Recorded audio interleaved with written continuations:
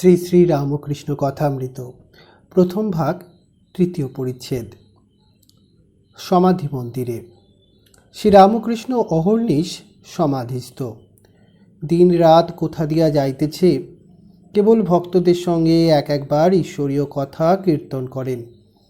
3টি বা 4টের সময় মাস্টার দেখিলেন ঠাকুর ছোট্ট তক্ত বসিয়া আছেন, ভাবাবিষ্ট।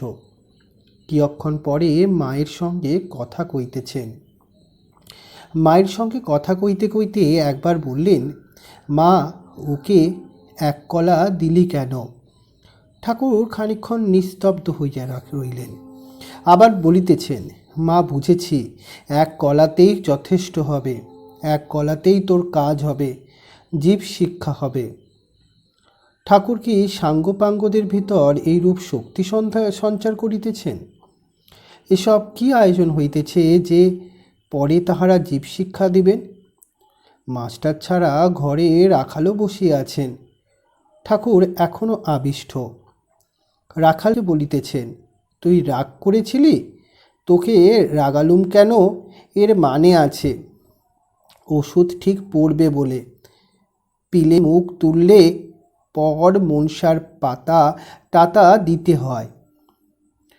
কিয়ক্ষণ পরে বলিতেছেন, হাজরাকে দেখলাম শুষ্ক কাঠ, তবে এখানে থাকে কেন? তার মানেও আছে। জটিলে কুটিলে থাকলে লীলা পোষ্টি হয়। মাস্টারের প্রতি ঈশ্বরীয় রূপ মানতে হয়। জগদ্ধাত্রী রূপের মানে জানো? যিনি জগৎকে ধারণ করে আছেন, তিনি না ধরলে, তিনি না পালন করলে জগৎ পড়ে যায়, নষ্ট হয়ে যায়। মন কারীকে যে বশ করতে পারে, তারই হৃদয়ে জগদ্ধাত্রী উদয় হন। রাখাল মন মত্তকারী। শ্রীরামকৃষ্ণ সিংহবাহিনীর সিংহ, তাই হাতিকে জব্দ করে রয়েছে। সন্ধ্যার পর ঠাকুর বাড়িতে আরতি হইতেছে। সন্ধ্যা সমাগম। ঠাকুর শ্রীরামকৃষ্ণ নিজের ঘরে ঠাকুরদের নাম করিতেছেন। ঘরে ধুনো দেয়া হইল। ঠাকুর বদ্ধাঞ্জলি হইয়া ছোট্ট তক্তবস্তির উপর বসিয়া আছেন। মায়ের চিন্তা করিতেছেন। বেলঘরের শ্রীযুক্ত গোবিন্দ মুখুজ্জে ও তাহার বন্ধুগণ আসিয়া প্রণাম করিয়া মেঝেতে বসিলেন। মাস্টারও বসিয়া আছেন, রাখালও বসিয়া আছেন। বাইরে চাঁদ উঠিয়াছে। জগৎ নিঃশব্দে হাসিতেছে। ঘরের ভিতর সকলে নিস্তব্ধ বসিয়া ঠাকুরের শান্ত মূর্তি দেখিতেছেন। ঠাকুর ভাবাবিষ্ট।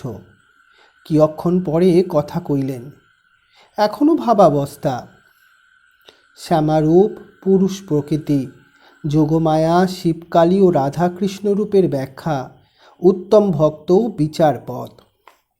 শ্রীরামকৃষ্ণ ভাবস্থ। বলো, তোমাদের যা সংশয় আমি সব বলছি। গোবিন্দ ও অন্যান্য ভক্তরা ভাবিতে লাগলেন। গোবিন্দ, আজ্ঞা, শ্যামা এই রূপটি হলো কেন? শ্রীরামকৃষ্ণ সে দূরে বলে, কাছে গেলে কোনো রঙই নাই। দিঘির জল দূর থেকে কালো দেখায়, কাছে গিয়ে হাতে করে তোলো, কোনো রঙই নাই। আকাশ দূর থেকে যেন নীল বর্ণ, কাছের আকাশ দেখো, কোনো রং নাই। ঈশ্বরের যত কাছে যাবে ততই ধারণা হবে তার নাম রূপ নাই। পেছিয়ে একটু দূরে এলে আবার আমার শ্যামা মা, যেন ঘাস ফুলের রং। শ্যামা পুরুষ না প্রকৃতি? একজন ভক্ত পূজা করছিল। একজন দর্শন করতে এসে দেখে ঠাকুরের গলার পইতে। সে বললে, তুমি মার গলায় পইতে পরিয়েছ? ভক্তটি বলল, ভাই, তুমিই চিনেছ, আমি এখনো চিনতে পারি নাই তিনি পুরুষ কি প্রকৃতি, তাই পইতে পরিয়েছি। যিনি শ্যামা তিনি ব্রহ্ম, যারই রূপ তিনি অরূপ, যিনি সগুণ তিনি নির্গুণ। ব্রহ্ম শক্তি, শক্তি ব্রহ্ম, অভেদ, সচ্চিদানন্দময় আর সচ্চিদানন্দময়ী। গোবিন্দ যোগমায়া কেন বলে? শ্রীরামকৃষ্ণ যোগমায়া অর্থাৎ পুরুষ প্রকৃতির যোগ। যা কিছু দেখছো সবই পুরুষ প্রকৃতির যোগ। শিব কালীর মূর্তি, শিবের উপর কালী দাঁড়িয়ে আছেন, শিব সব হয়ে পড়ে আছেন, কালী শিবের দিকে চেয়ে আছেন। এই সমস্ত পুরুষ প্রকৃতির যোগ। পুরুষ নিষ্ক্রিয়, তাই শিব সব হয়ে আছেন। পুরুষের যোগে প্রকৃতি সমস্ত কাজ করছে, সৃষ্টি স্থিতি লয়ে প্রলয় করছেন। রাধাকৃষ্ণ যুগল মূর্তিও মানে ওই যোগের জন্যই বঙ্কিম ভাব। সেই যোগ দেখার জন্যই শ্রীকৃষ্ণের নাকে মুক্তা, শ্রীমতীর নাকে নীল পাথর। শ্রীমতীর গৌর বরণ মুক্তার ন্যায় উজ্জ্বল, শ্রীকৃষ্ণের শ্যাম বর্ণ, তাই শ্রীমতীর নীল পাথর।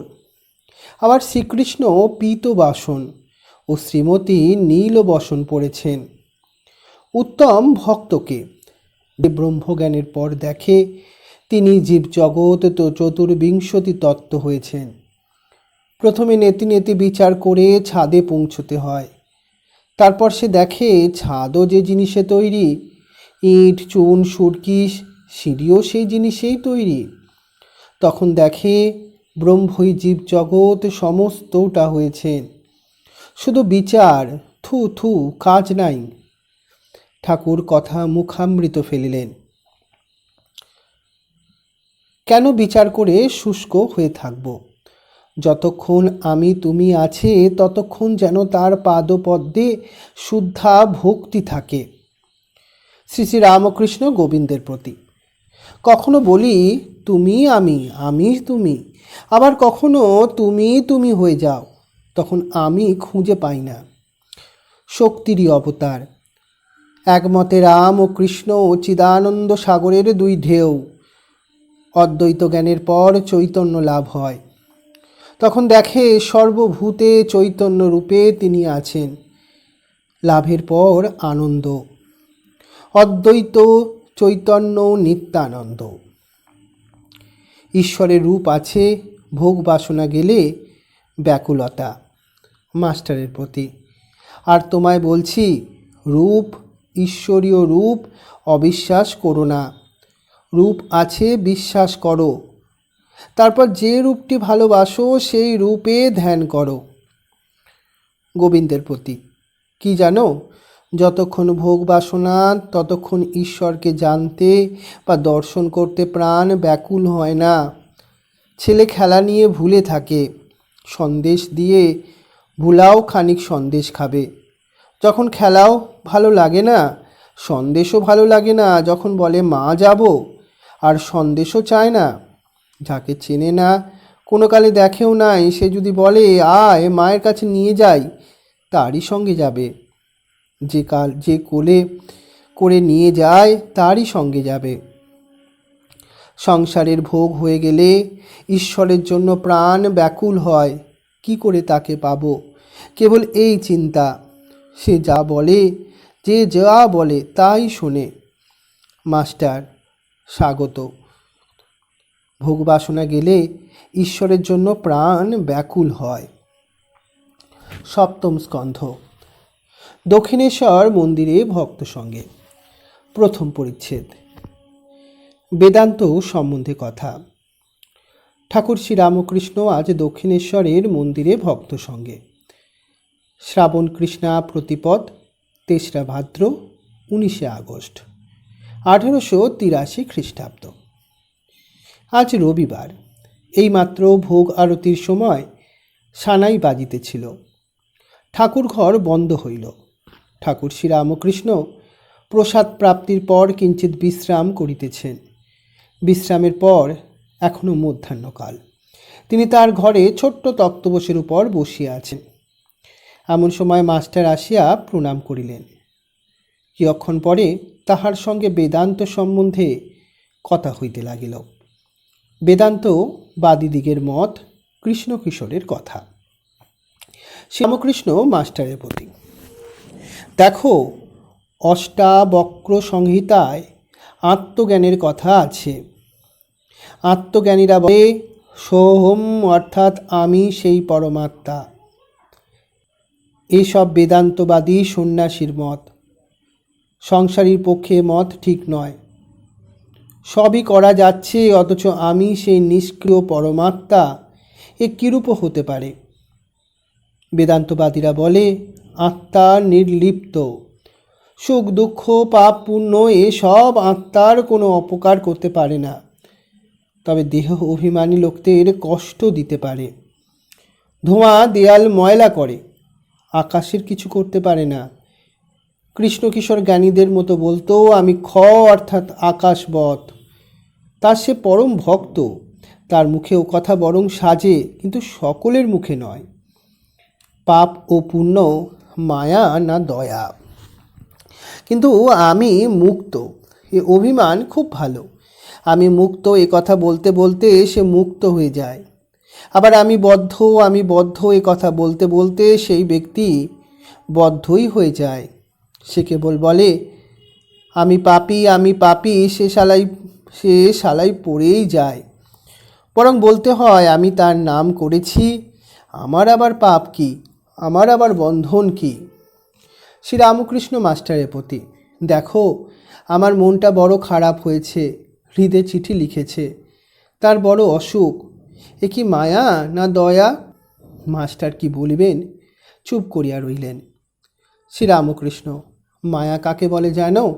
বাপ মা ভাই ভগ্নী স্ত্রী পুত্র ভাগিনী ভাইপো ভাইজি এসব আত্মীয়ের প্রতি ভালোবাসা। দয়া মানে সর্বভূতে ভালোবাসা। আমার এটা কি হলো, মায়া না দয়া? হৃদে কিন্তু আমার অনেক করেছিল, অনেক সেবা করেছিল, হাতে করে গু পরিষ্কার করত, তেমনি শেষে শাস্তিও দিয়াছিল।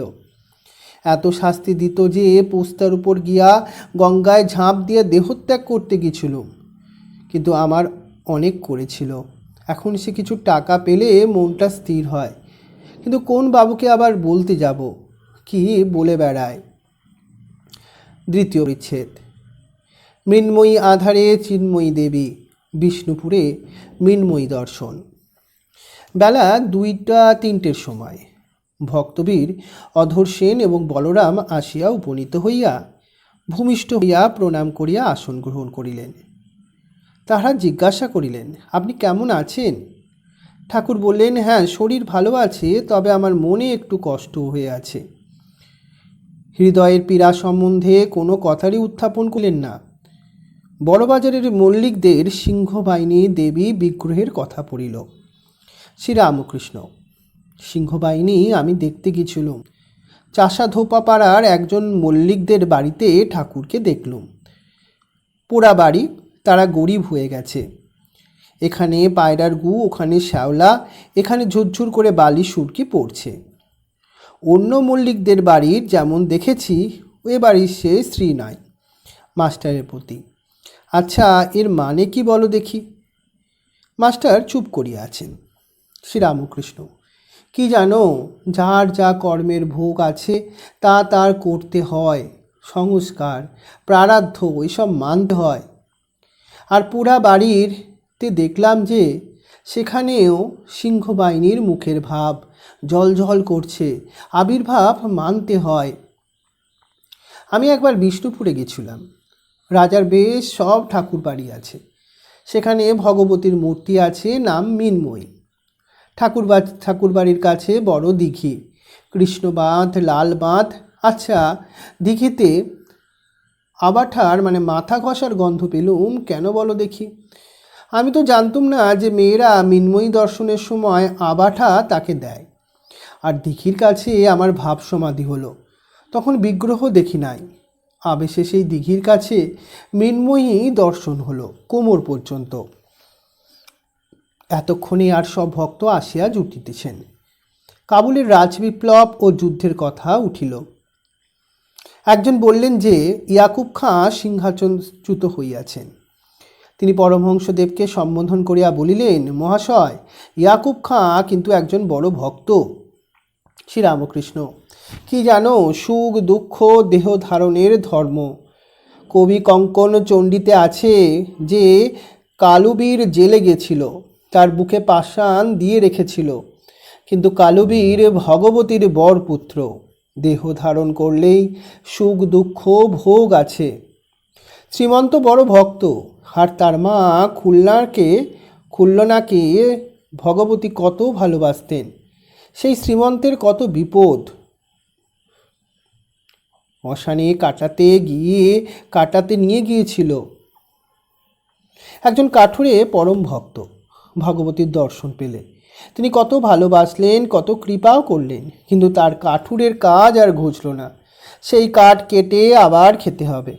কারাগারের চতুর্ভুজ শঙ্খচক্র পদ্মাধারী ভগবান দেবকীর দর্শন হলো, কিন্তু কারাগার ঘুচল না। মাস্টার, শুধু কারাগার ঘোচা কেন? দেহই তো যত জঞ্জালের গোড়া। দেহটা ঘুচে যাওয়া উচিত ছিল। শ্রীরামকৃষ্ণ, কি জানো, প্রারাব্ধ কর্মের ভোগ। যে কদিন ভোগ আছে দেহ ধারণ করতে হয়। একজন কানা গঙ্গা স্নান করলে পাপ সব ঘুচে গেল, কিন্তু কানা চোখ আর ঘুচল না। সকলের হাস্য।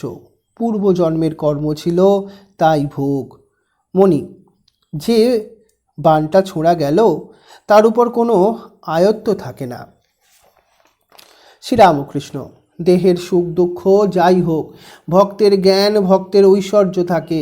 সে ঐশ্বর্য কখনো যাবার নয়। দেখো না, পাণ্ডবদের অত বিপদ, কিন্তু এ বিপদেও তারা চৈতন্য একবারও হারায় নাই। তাদের মতো জ্ঞানী, তাদের মতো ভক্ত কোথায়? তৃতীয় পরিচ্ছেদ। সমাধি মন্দিরে কাপ্তেন ও নরেন্দ্রের আগমন। এমন সময় নরেন্দ্র ও বিশ্বনাথ উপাধ্যায় আসিয়া উপস্থিত হইলেন। বিশ্বনাথ নেপালের রাজার উকিল, রাজপ্রতিনিধি। ঠাকুর কাপ্তেন বলিতেন। নরেন্দ্রের বয়স বছর 22, বিয়ে পড়িতেছেন। মাঝে মাঝে বিশেষত রবিবারে দর্শন করিতে আসেন। তাহারা প্রণাম করিয়া উপবিষ্ট হইলেন। পরমহংসদেব নরেন্দ্রকে গান গাইতে অনুরোধ করলেন। ঘরের পশ্চিম ধারে তানপুরাটি ঝুলানো ছিল। সকলে একদৃষ্টে গায়কের দিকে তাকিয়া রইলেন। বায়া ও তবলার সুর বাঁধা হইতে লাগিল। কখন গান হয়। শ্রীরামকৃষ্ণ নরেন্দ্রের প্রতি, দেখো, এ আর তেমন বাজে না। কাপ্তেন, পূর্ণ হয়ে বসে আছে, তাই শব্দ নাই। সকলের হাস্য। পূর্ণ কুম্ভ। শ্রীরামকৃষ্ণ কাপ্তেনের প্রতি, কিন্তু নারদাদি? কাপ্তেন, তারা পরের দুঃখে কথা কহেছিলেন। শ্রীরামকৃষ্ণ, হ্যাঁ, নারদ, সুখদেব এরা সমাধির পর নেমে এসেছিলেন দয়ার জন্যে, পরের হিতের জন্য। তারা কথা কয়েছিলেন। নরেন্দ্র গান আরম্ভ করিলেন। গাইলেন, সত্যং শিব সুন্দর রূপ ভাতি হৃদি মন্দিরে, সেদিনে কবে বা হবে। নিরিখি নিরিখি অনুদিন মোরা ডুবিব রূপ সাগরে, জ্ঞান অনন্ত রূপে পশিব নাথ মম হৃদে, অবাক হইয়া অধীর মন শরণ লইবে শ্রীপদে। আনন্দ অমৃত রূপ। এই কথা বলিতে না বলিতেই ঠাকুর শ্রীরামকৃষ্ণ গভীর সমাধিতে নিমগ্ন হইলেন। আসীন হইয়া করজোড়ে বসিয়া আছেন। পূর্বাশ্ব, দেহে উন্নত, আনন্দময়ীর রূপ সাগরে নিমগ্ন হইয়াছেন। লোকবাহ্য একবারেই নাই। শ্বাস বহিছে কি না বইছে, স্পন্দহীন, নিমেষ শূন্য। চিত্রা অর্পিতার ন্যায় বসিয়া আছেন, যেন এ রাজ্যে ছাড়িয়া কোথায় গিয়াছেন। এই ছিল আজকে আমাদের ঠাকুরের কথা।